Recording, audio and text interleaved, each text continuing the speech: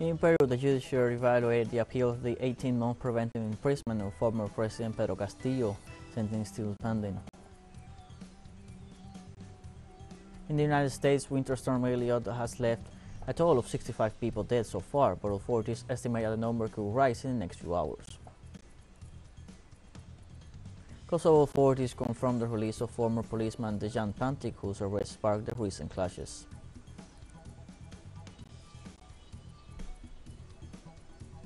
Hello, welcome to From the South. I'm Luis Alberto Matos from the teleSUR studios in Havana, Cuba. We begin with the news.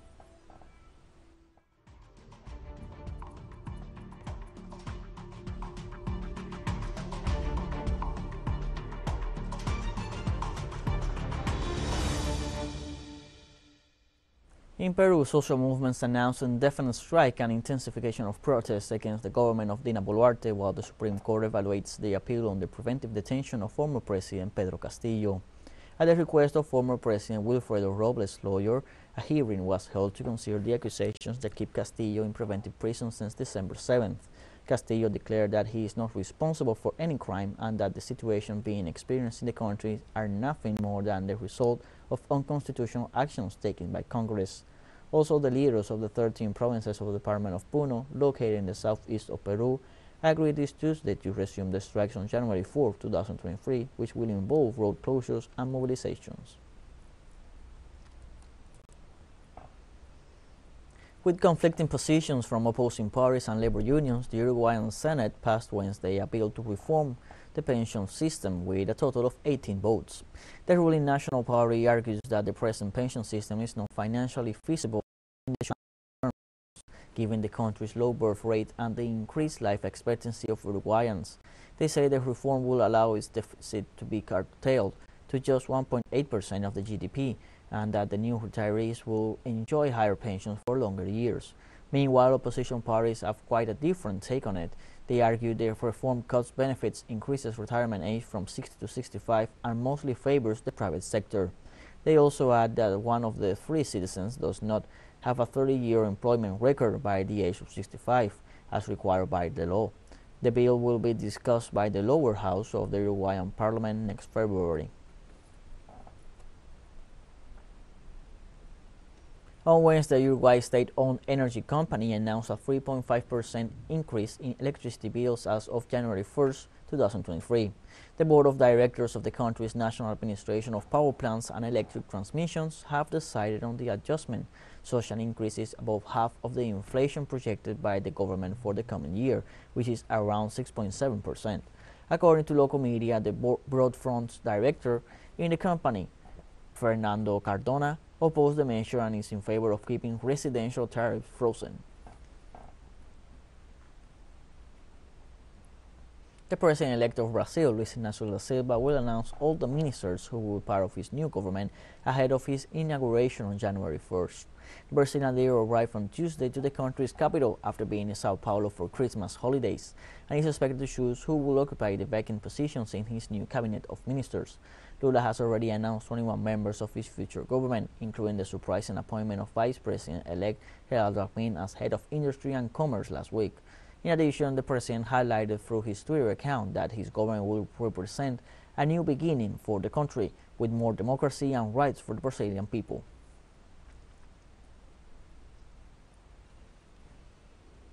On Wednesday, the defeated President Jair Bolsonaro will travel to the city of Orlando in the U.S., confirming that he will not hand over the presidential sash to the elected ruler of Brazil, Luis Inácio da Silva, on January 1st. The president will spend a vacation period in the U.S. and must remain out of the country for at least 3 months. Bolsonaro will be able to travel in the Brazilian Air Force official plane because he is in office until December 31st. However, the return must be in a commercial or private aircraft.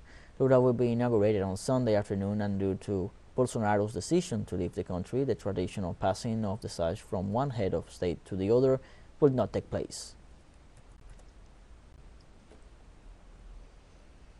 The Cuban embassy in Belize confirmed that friends of the island sent a donation to deal with damages caused by Hurricane Ian last September. The shipment contains construction supplies provided by members of the Cuban mission in the Central American country. The initiative was led by Ardel Sabiro, who recently contributed with food, clothing, construction items, and medicine. The Cuban embassy expressed its gratitude for the contribution, stating it will help the recovery works and reaffirm the strengthening of bilateral relations between both nations.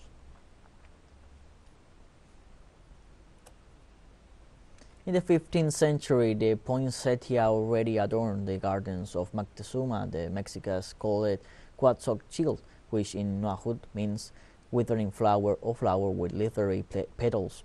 Today, originally from Mexico, it is part of the Christmas celebration in many countries. The story with a correspondent in Mexico City, Isa Garcia. In Mexico's times, they were known as Quetzalcoatl.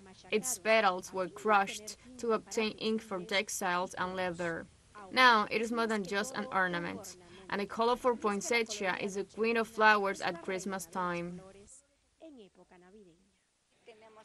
We have a wide variety of poinsettias of all sizes and colors. The plant is a native of Mexico, and according to researchers, it symbolized purity and a new life gained by warriors killed in battle.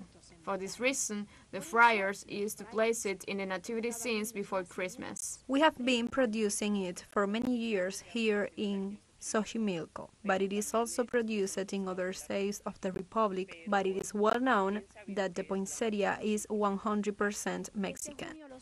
For June, first the poinsettia that in November begins to be seen in streets, nativity scenes, gardens, and houses. Over the years, it started to be called poinsettia because it was very close to Christmas, and it was a characteristic to have a red plant or a poinsettia flower in our house.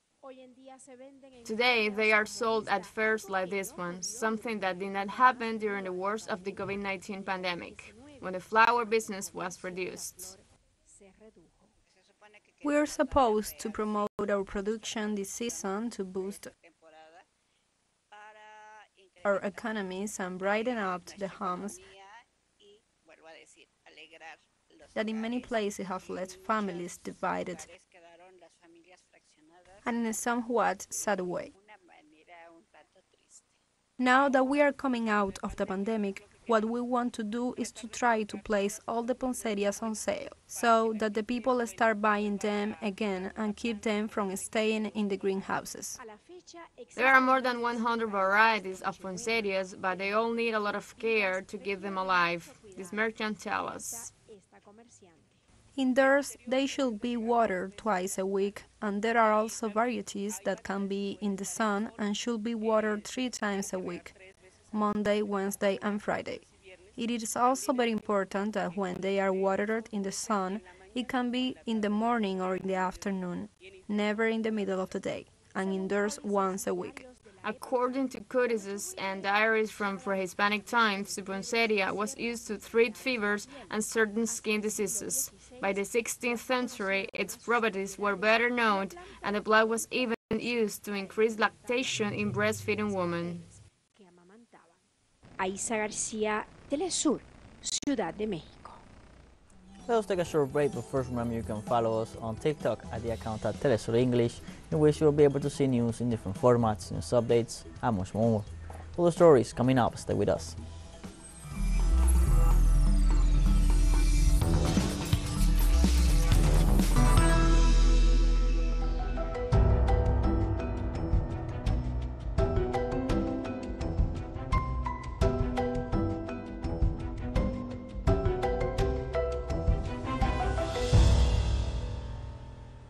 Welcome back from the south.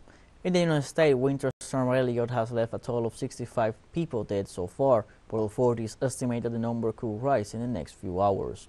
High tides with waves of up to 9 meters and winds of up to 130 kilometers per hour have been recorded in the northwest of the country.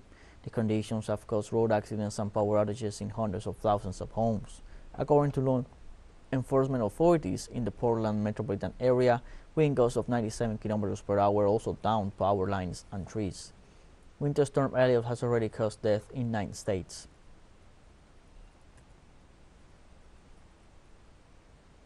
The Niagara Falls are spectacular for all spectators in any season of the year, but winter, and especially winter storms with freezing temperatures, turn the flowing stream into a evanescent sculpture. Let's see.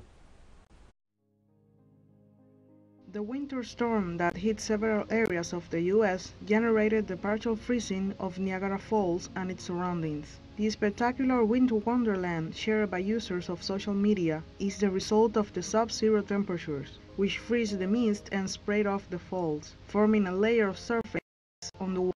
Progressively, this layer of ice accumulates at the base of the falls, giving rise to the phenomenon known as ice bridge, as the collection of ice can get up to 12 meters thick. The volume of water following beneath the ice sheets, as well as the continuous movement of the Niagara River, prevent the falls from freezing over completely.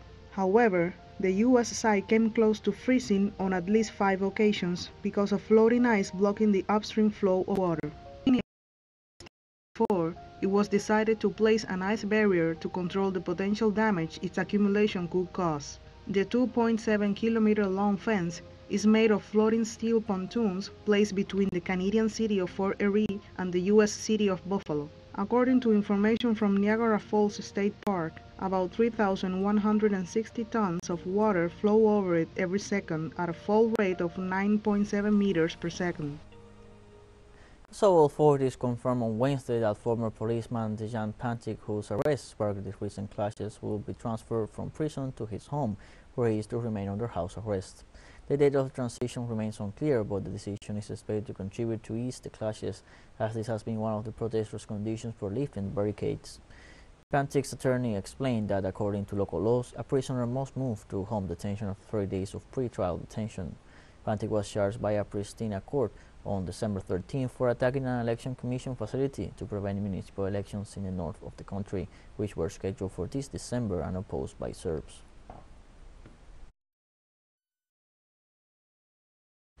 On Wednesday, railway and border control workers in the United Kingdom take part in a new wave of strikes to demand better pay. Disruption to train services is expected to continue until Thursday, as in previous strikes. The railway sector is demanding a 7% wage increase to face the high cost of living, but the company Network Rail has only offered a 5% raise. Likewise, about 1,000 border force workers are on strike until Saturday to demand a wage increase, something that affects London's Heathrow and Gatwick airports, as well as those of Birmingham, Manchester, Cardiff and Glasgow. Nearly 60% of German trade associations are pessimistic about the economic for the 2023, according to a survey by the German Institute for Economic Research. Among the 49 German trade associations surveyed between mid-November and early December, 30 of them expect their members' output to fall next year. Meanwhile, only 13 expect output in their sectors to rise. Moreover, nearly 40 associations believe their members are worse than they were a year ago. The survey also shows that record inflation continues to weigh on German economic sentiment. Since the escalation of the Ukraine crisis, Germany has followed the Western powers launching sanctions against Russia. However, the effect of the sanctions has put European countries in a difficult position.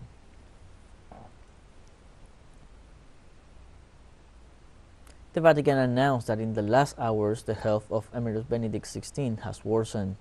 The former head of the Catholic Church, who is currently 95 years old, suffered several decompensations. Pope Francis went to visit him at the Mater Ecclesiae Monastery in the Vatican Gardens area, where Benedict has been in seclusion since he resigned from the pontificate in 2013. The Argentinian Pope asked for a special prayer for his predecessor. Joseph Ratzinger was born in Germany in the Bavarian town of Marken in 1927. He was elected the Church's 265th pontiff in 2005 and resigned on February 28, 2013. His decision was the first of its kind made by a pope in the modern era and shook the Roman Curia, giving rise to the conclave that 2 weeks later elected the Argentinian Jorge Bergoglio.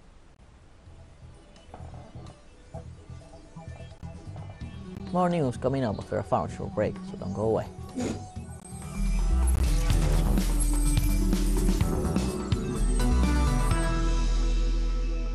Welcome back to From the South.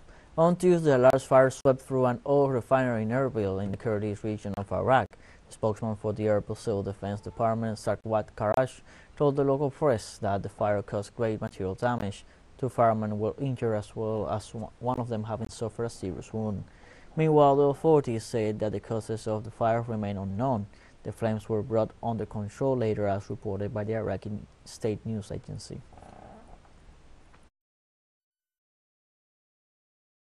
Russia will provide Iran with 2 dozens of fourth-generation Sukhoi Su-35 fighter jets. The jets had originally been manufactured for Egypt, but the contract was cancelled under pressure from the United States. Media reports said Russia will be supplying Iran with a full squadron, that is 24 units of the twin-engine and super-maneuverable fourth-generation fighter jet, designed primarily for air superiority roles. This will likely further rile up the West as Iran and Moscow deepen their defense and economic cooperation in defiance of sweeping sanctions and coercive measures, which, in the case of Iran, have created an opportunity for the country to diversify its economy away from crude revenues and to rely more on its domestic resources. Iran and Russia have signed major deals in recent months to boost their economic, trade, energy, and military cooperation. As Ethiopia's northern conflict appears to come, resolving thorny issues remains a cornerstone for the former warring parties to achieve lasting peace.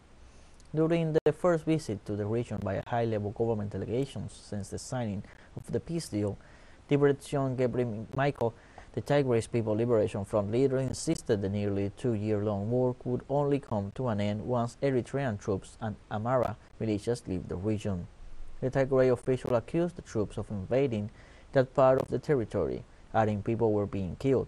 However, Ethiopian officials have not said whether these fighters would disengage from the region.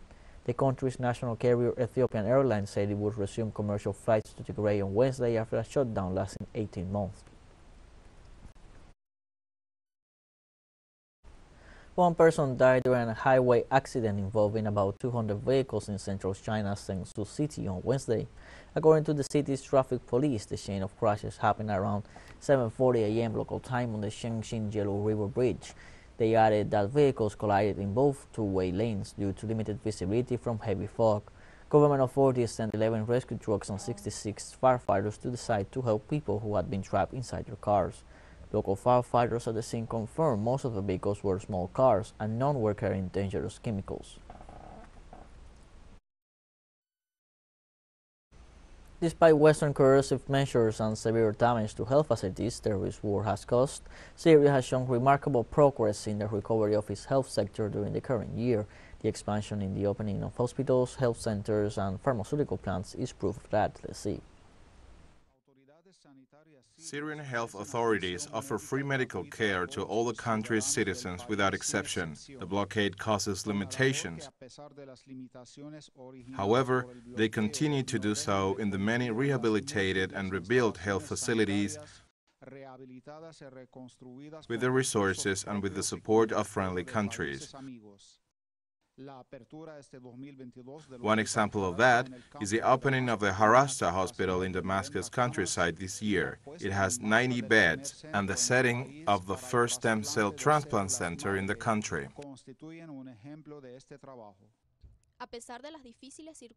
Despite the difficult circumstances of war and blockade that prevent us from importing the necessary medicines, equipment, and medical supplies, we have managed to build an equivalent center and other health centers in the country. So we can consider this achievement as a resilient answer and a true miracle.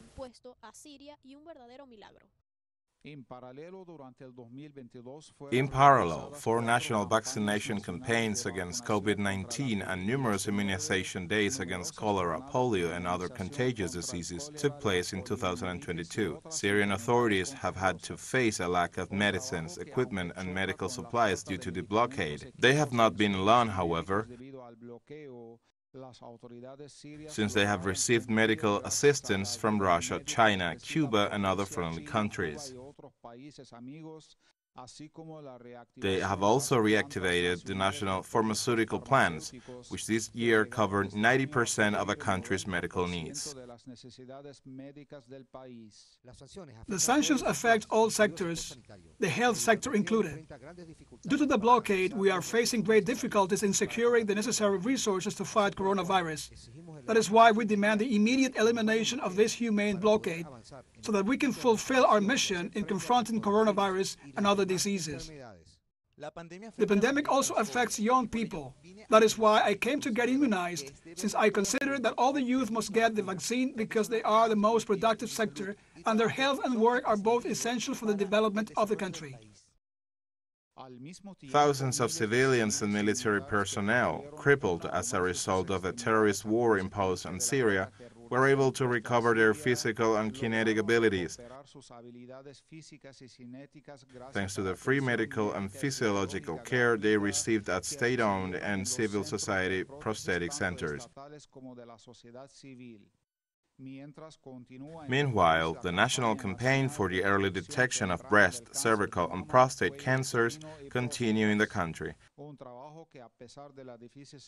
Despite the difficult war and blockade situations, the Syrian authorities promise to continue this work in 2023 to guarantee public health. Hisham News, teleSUR, Damascus, Syria. We have come to the end of this news briefing. You can find these and many other stories on our website at telesurenglish.net.